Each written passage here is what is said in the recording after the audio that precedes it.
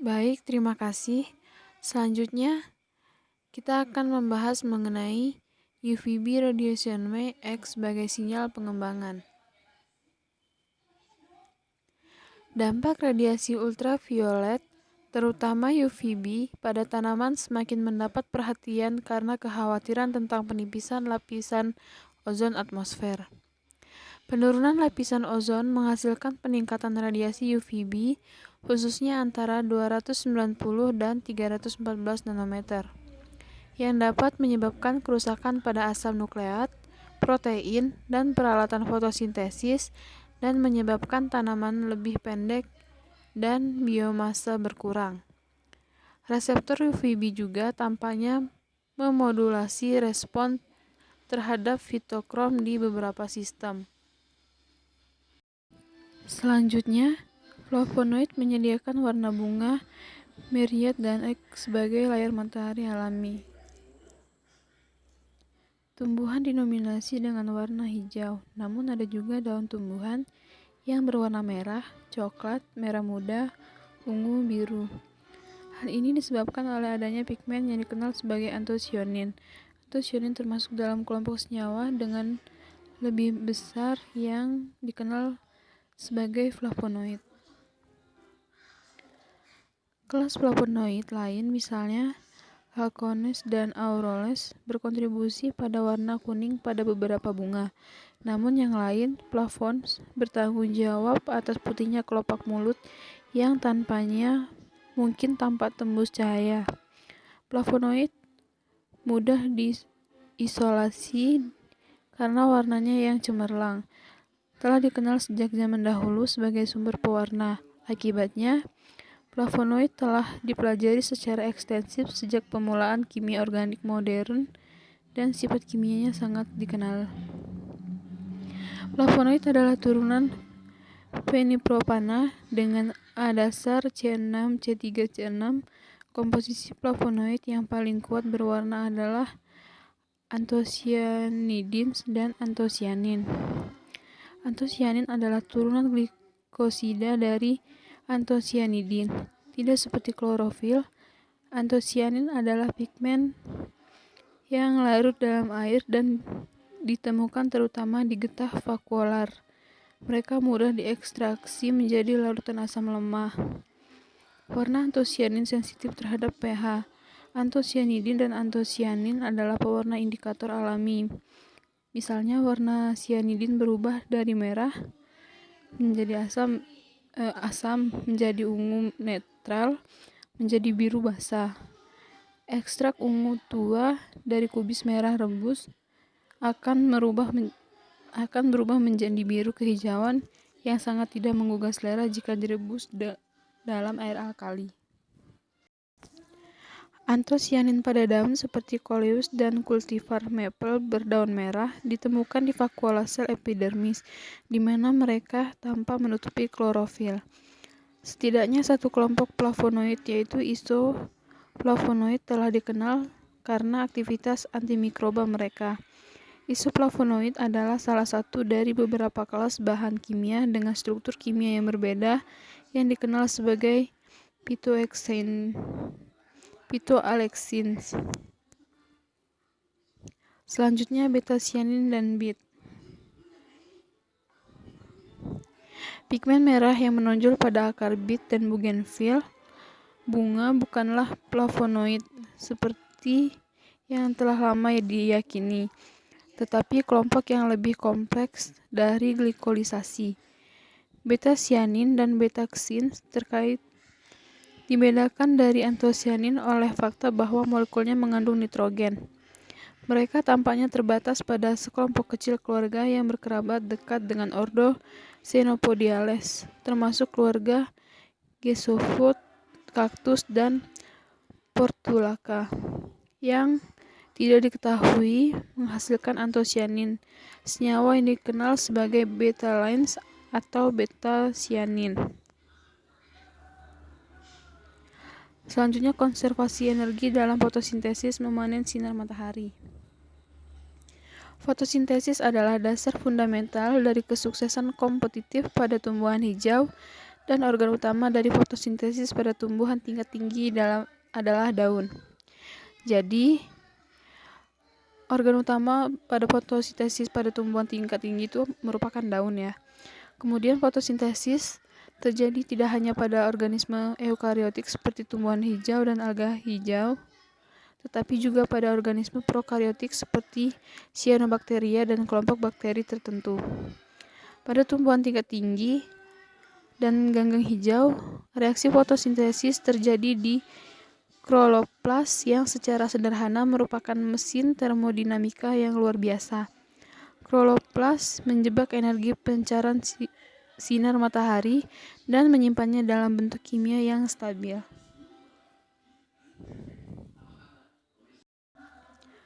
Selanjutnya, daun adalah mesin fotosintesis yang memaksimalkan penyerapan cahaya. Arsitektur khas dari daun tumbuhan tingkat tinggi sangat cocok untuk menyerap cahaya. Permukaan laminarnya yang luas berfungsi untuk memaksimalkan intersepsi cahaya. Selain itu, sifat UV shield daun memungkinkannya untuk mengumpulkan cahaya yang datang di permukaan atas dan cahaya menyebar baik tersebar maupun terpantul di permukaan bawah. Namun, morfologi kasar bukanlah satu-satunya faktor yang meningkatkan intersepsi cahaya. Pengaturan seluler internal juga memainkan peran penting. Anatomi daun mesomorfik dikotil yang khas ditunjukkan pada gambar di samping. Jaringan fotosintetik terletak di antara dua lapisan epidermis dan karenanya diidentifikasikan sebagai mesofil. Meso tengah fil daun jaringan. Jaringan fotosintesis bagian atas umumnya terdiri dari 1 hingga 3 lapisan pagar kayu runcing sel mesofil. Sel polisade memanjang, sel silindris dengan sumbu panjang tegak lurus ke permukaan daun. Di samping ini adalah kenyal mesofil. Dinamai demikian karena ruang udara yang menonjol di antara sel. Bentuk sel mesofil spons agak tidak beraturan, tetapi cenderung ke arah isodiametrik. Denah dari daun monokotil serupa, kecuali tidak ada perbedaan antara polisade dan mesofil spons. Sel polisade umumnya memiliki jumlah kloroplas yang lebih besar daripada sel mesofil spons. Di daun bunga kamelia misalnya, konsentrasi klorofil dari sel polisade adalah 1,5 sampai 2,5 kali dari sel mesofil spons. Jumlah kloroplas yang lebih tinggi dalam sel polisade tidak diragukan lagi mencerminkan adaptasi terhadap tingkat pengaruh yang lebih tinggi untuk cahaya aktif fotosintesis yang umumnya terjadi pada permukaan atas daun. Terlepas dari jumlah kloroplas yang relatif besar di lapisan polisade daun dikotil, ada proporsi yang signifikan dari volume sel yang tidak mengandung kloroplas. Karena pigmen penyerap terbatas pada kloroplas, sejumlah besar cahaya dapat melewati lapisan sel pertama tanpa diserap. Ini disebut efek saringan. Beberapa lapisan sel fotosintetik adalah salah satu cara untuk meningkatkan probabilitas bahwa foton yang melewati lapisan pertama sel akan dicegat oleh lapisan yang berurutan. Dampak efeknya pada efisiensi penyerapan cahaya sampai batas tertentu diimbangi oleh faktor-faktor yang mengubah arah jalur cahaya ke dalam daun cahaya. Mungkin pertama-tama direfleksikan dari banyak permukaan yang terkait dengan sel daun. Kedua, cahaya yang tidak dipantulkan tetapi melewati antara volume air sel mesofil dan ruang udara yang mengelilinginya terutama di mesofil spons akan dibengkokkan oleh pembiasan. Ketiga, terang mungkin tersebar ketika mengenai partikel atau struktur dengan diameter yang sebanding dengan panjang gelombang. Di dalam sel mesofil daun tumbuhan, kloroplas adalah organel yang mengubah energi cahaya menjadi ATP dan NADPH untuk mengubah CO2 untuk gula. ATP disintesis dengan kemiosmosis, sedangkan NADPH adalah produk dari reaksi transfer elektron yang digabungkan dalam membran tilakoid kloroplast enzimatik. Reaksi yang terlibat dalam konversi CO2 gula terjadi di stroma kloroplast. Fotosintesis adalah sebuah proses oksidasi reduksi. Meskipun sekilas mungkin tidak terlihat jelas, fotosintesis pada dasarnya adalah reaksi oksidasi reduksi. Hal ini dapat dilihat dengan memeriksa persamaan ringkasan fotosintesis, yaitu 6CO2 plus 12H2O menjadi C6H12O6 plus 6O2 plus 6H2O. Di sini fotosintesis ditampilkan sebagai reaksi antara CO2 dan air untuk menghasilkan glukosa, karbohidrat 6 karbon atau heksosa. Meski glukosa bukan yang pertama produk fotosintesis, itu adalah bentuk dari karbohidrat terakumulasi dan memberikan dasar yang nyaman untuk diskusi. Perhatikan bahwa jumlah molar CO yang sama, 2 dan O2 dikonsumsi dan dikembangkan masing-masing. Ini nyaman untuk eksperimen, karena ini berarti bahwa fotosintesis juga dapat diukur di laboratorium, penyerapan CO2 atau evolusi O2. Namun, penting untuk dicatat bahwa rasio CO2 tetap atau O2 berevolusi sama dengan 1 hanya dalam kondisi di mana photorespiration ditekan. Untuk mempermudah, kita dapat mereduksi persamaan 7.1 menjadi CO2 plus 2H2O menjadi CH2O plus O2 plus H2O. Di mana istilahnya CH2O mewakili blok bangunan dasar karbohidrat.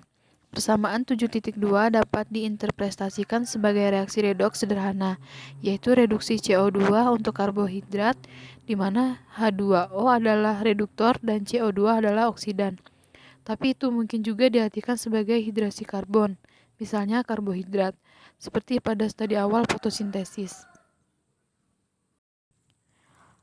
Salah satu petunjuk paling awal tentang sifat redoks fotosintesis diberikan oleh studi C.B. Van Niel pada tahun 1920-an. Sebagai ahli mikrobiologi, Van Niel tertarik dengan bakteri sulfur fotosintetik menggunakan hidrogen sulfide atau H2S sebagai reduktor menggantikan air.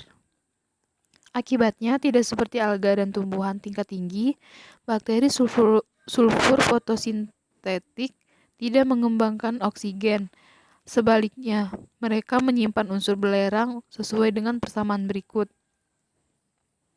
yaitu CO2 plus H2S menjadi CH2O plus 2S plus H2O.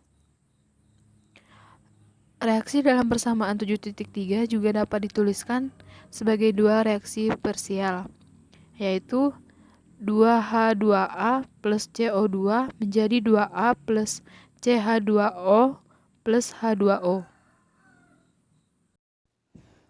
Persamaan 7.4 dan 7.5 menjelaskan fotosintesis pada bakteri sulfur ungu sebagai reaksi oksidasi reduksi langsung. C.B. Van Niel mengadopsi pendekatan biokimia perbandingan dan menyatakan bahwa mekanisme untuk oksigenik yaitu pengembangan oksigen. Fotosintesis pada tumbuhan hijau dan anoksigenik yaitu fotosintesis non-oksigen berkembang di bakteri belerang. Keduanya mengikuti rencana umum, yaitu 2H2A plus CO2 menjadi 2A plus CHO2 plus H2O. Dalam persamaan ini, A dapat mewakili oksigen atau belerang, tergantung pada jenis organisme fotosintetik.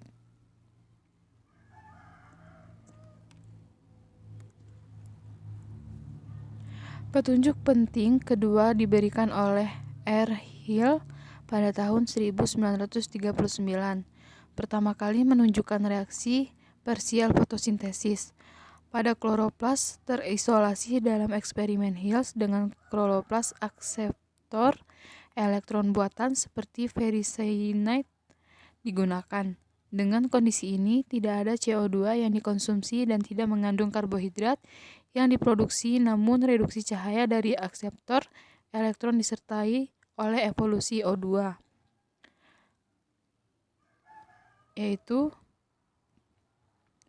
4Fe3 positif plus 2H2O menjadi 4Fe2 positif plus O2 plus 4H positif.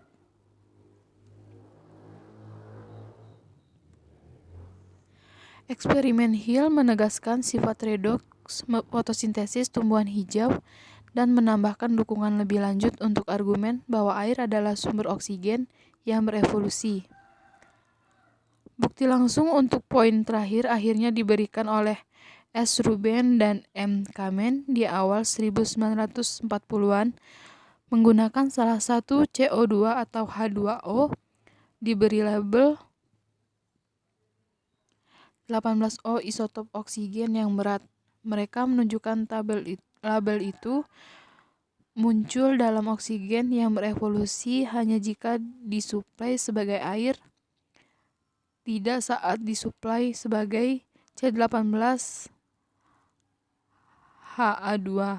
Jika berevolusi O2 diturunkan dari air, maka dua molekul air harus berpartisipasi dalam reduksi masing-masing molekul dari CO2.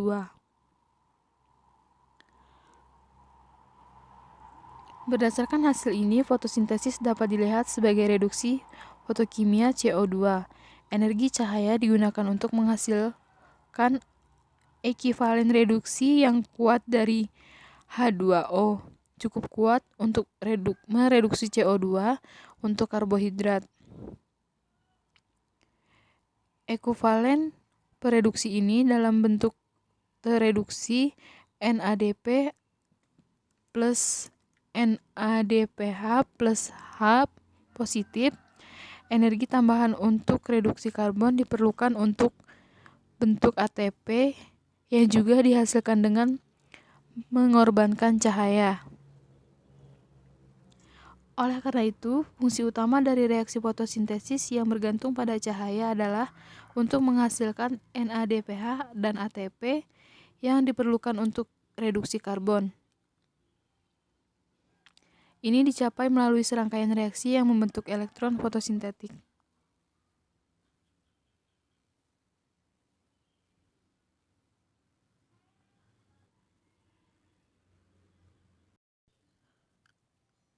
Transport elektron fotosintesis. Fotosintesis adalah komponen utama dari rantai transport elektron fotosintesis. Kunci rantai transport elektron fotosintesis adalah adanya dua kompleks protein pigmen multimolekul yang dikenal sebagai fotosistem 1 dan fotosistem 2. Fotosistem 1 terdiri dari 18 subunit berbeda, sedangkan fotosistem 2 terdiri dari 31 subunit individu. Kedua fotosistem ini beroperasi secara seri yang dihubungkan oleh agregat multiprotein ketiga yang disebut kompleks sitokrom. Secara keseluruhan, efek dari rantai ini adalah mengekstraksi elektron berenergi rendah dari air dan dengan menggunakan energi cahaya yang terperangkap oleh klorofil. Menaikkan tingkat energi elektron tersebut untuk menghasilkan NADPH reduktor yang kuat. Komposisi, organisasi, dan fungsi rantai transport elektron fotosintetik telah menjadi bidang studi aktif yang kemajuan pesat dalam beberapa tahun terakhir. Ketertarikan ini mengarah pada pengembangan berbagai metode eksperimental untuk studi fotosistem 1, fotosistem 2, dan agregat protein membran besar lainnya. Yang paling signifikan di antara ini adalah teknik untuk menghilangkan kompleks dari membran tilakoid dengan terlebih dahulu melarutkan membran dengan jarak tertentu. Studi fraksinasi tersebut telah mengungkapkan bahwa fotosistem 1 dan fotosistem 2 masing-masing mengandung protein berbeda bersama dengan kumpulan molekul klorofil dan karotenoid yang menyerap foton. Sebagian besar klorofil dalam fotosistem berfungsi sebagai antena klorofil yang terlihat seperti pada gambar 7.4.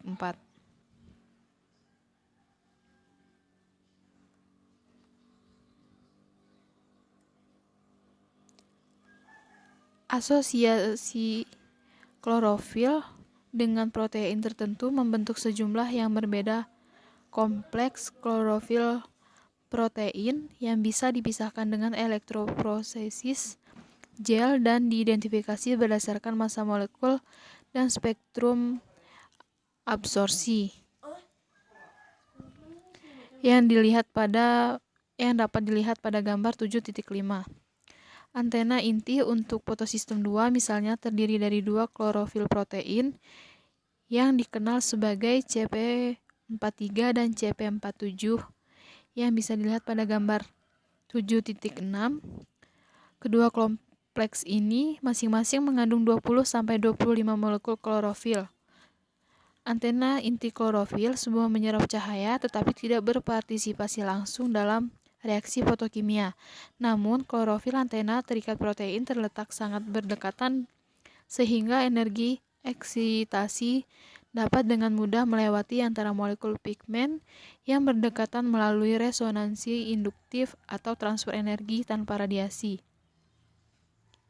Energi foton yang diserap bermigrasi melalui kompleks antena berpindah dari satu molekul klorofil ke molekul klorofil lainnya sehingga akhirnya tiba di pusat reaksi. Itu yang dapat dilihat pada gambar 7.4.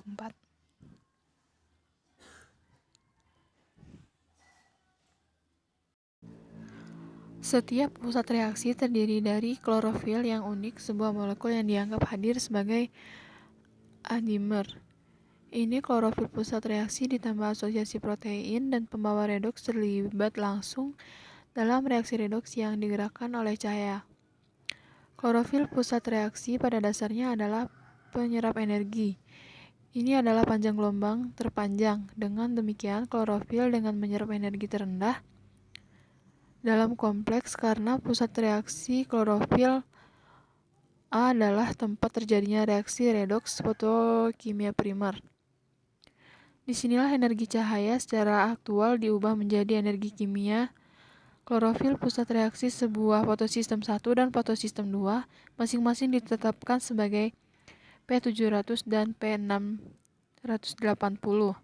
Sebutan ini mengidentifikasi klorofil pusat reaksi A atau pigmen dengan absorbansi maksimum pada 700 nanometer fotosistem 1 atau 680 nanometer fotosistem 2. Mungkin sekian materi dari saya.